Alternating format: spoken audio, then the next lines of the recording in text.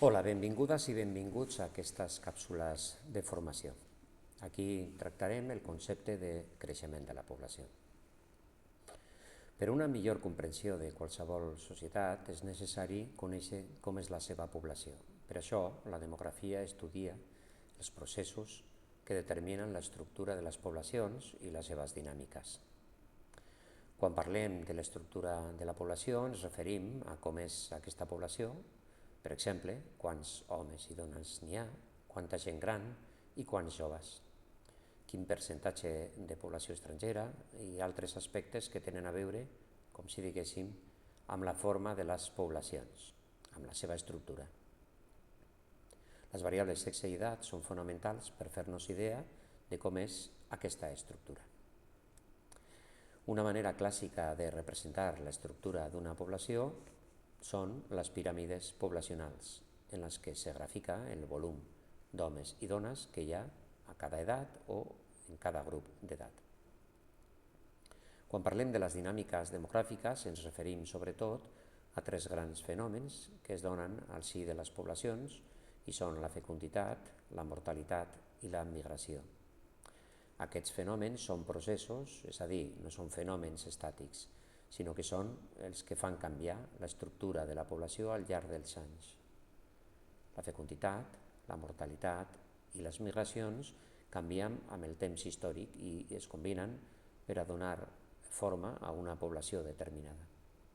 Per exemple, la piràmide poblacional d'una societat que té una elevada natalitat i una curta esperança de vida tindrà una forma clàssica piramidal, mentre que la piràmide poblacional d'una societat amb una escassa natalitat i una llarga esperança de vida tendirà a una forma de piràmide invertida.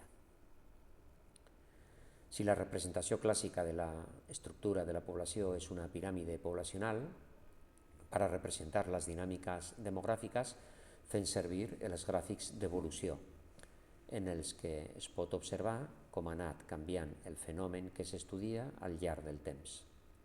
Així podem representar l'evolució dels naixements de Catalunya en un període de temps determinat o les defuncions o el nombre de persones estrangeres que venen a viure.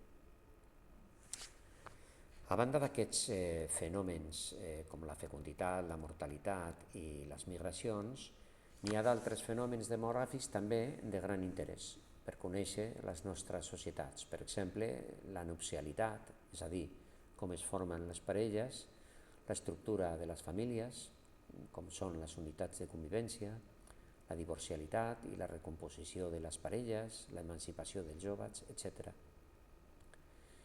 El creixement de la població és un concepte central en l'estudi demogràfic. Té implicacions molt directes. Per exemple, si una població creix molt perquè hi ha molts naixements, es necessitarà planificar més guarderies infantils o escoles de primària. Si una població creix molt per l'arribada de població estrangera, es necessitarà un teixit productiu molt dinàmic per poder inserir laboralment aquesta població. Actualment veiem que hi ha poblacions que creixen, d'altres que s'estanquen i d'altres que disminueixen. El creixement de la població, com ja hem dit abans, depèn de la combinació de tres elements, fonamentalment la natalitat, la mortalitat i les migracions. Un concepte d'interès és el de creixement natural o vegetatiu. És la diferència entre els naixements i defuncions. S'anomena també saldo natural. Si en una població hipotètica en la que no hi ha migració hi ha més naixements que defuncions, aquesta població creixerà.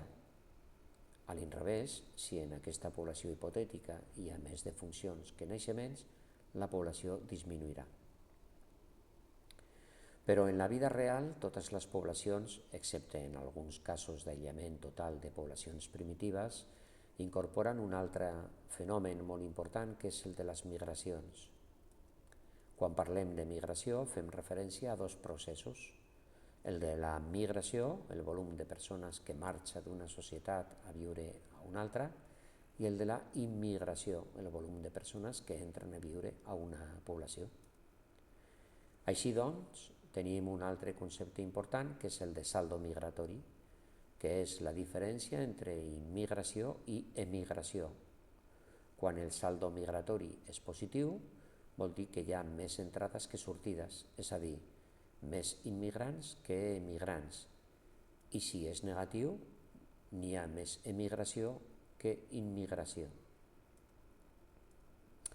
Una població pot tenir un saldo natural negatiu i compensar-lo amb un saldo migratori positiu. De fet, aquesta és la realitat d'algunes societats europees. Les dades del saldo natural per al conjunt de països de la Unió Europea mostren que aquest saldo ha estat negatiu des de l'any 2012. Això està provocant un envelliment constant de la població autòctona. Aquest fenomen és especialment visible en la segona dècada del segle XXI a països com a Bulgària, Lituània o Romania. L'envelliment de la població també té conseqüències directes sobre l'economia i la prestació de serveis. Un país amb població envellida tindrà una major despesa en pensions de jubilació que un altre amb menys població de gent gran. També s'hauran de construir més infraestructures com a residències i tindrà una major despesa sanitària. És per això que les polítiques de població intenten, de manera general, afectar els fenòmens dels naixements, de les defuncions i les migracions, per tal que l'estructura poblacional sigui el més equilibrada possible.